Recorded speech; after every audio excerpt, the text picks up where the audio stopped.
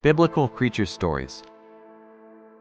Long, long ago, before time itself felt like it had begun, there was a thought, a whisper of a plan. Many peoples across many lands tell stories of this magical time. They speak of how everything we see, everything we know, came to be. These are creation stories. They are tales filled with wonder and great power. They help us understand our place in this vast, beautiful universe. They remind us that the world is a gift, a truly special place. Imagine that. A story that holds the beginning of everything. Before the mountains rose, before the oceans roared, there was nothing.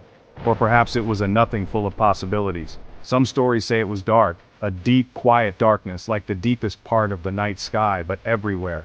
No sun, no moon, no stars to twinkle. Just an enormous, silent space waiting for something incredible to happen. It is hard to picture, isn't it?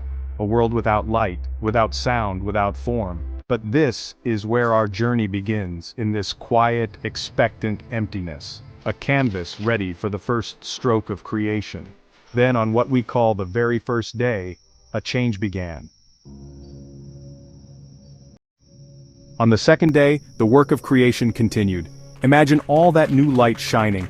Below it there were waters, vast, swirling waters everywhere. The voice then said, "Let there be a space to separate the waters." And so, a great expanse was made. It was like a giant dome, high above. This dome was called sky, or heaven. It separated the waters above it from the waters below it. This created our atmosphere, the air we breathe. It was a careful separation, making room for more wonders to come. This sky would soon hold clouds and allow birds to fly. Think about looking up at the sky. Sometimes it is blue and clear, sometimes it is full of fluffy white clouds. This sky, this great expanse, was formed on the second day. It was a massive shield, a beautiful ceiling for the world that was taking shape. The waters above might be the source of rain, so vital for life. The waters below would soon become our oceans and seas. This careful division was essential. It was like building a house, first the foundation, then the roof and walls, making spaces for different things. The world was becoming more organized, more prepared. Then came the third day, a day of truly remarkable transformation. The voice commanded, "Let the waters under the sky gather into one place. Let dry ground appear." And it happened. On the fourth day, attention turned back to the vast sky. The light from the first day was general all around. Now, specific lights were needed. The voice said, "Let there be lights in the expanse of the sky. Let them separate day from night. Let them be signs for seasons, for days, and for years." And so, two great lights were made. The greater light, to rule the day. We call this the sun. And the lesser light to rule the night. We call this the moon. The stars also were made, scattered like diamonds across the dark velvet of night. These heavenly bodies were not just beautiful. Section 4. The arrival of land animals and humankind. So, the sixth day dawned, bringing with it new forms of life to the dry land. The earth, now green with plants, was ready.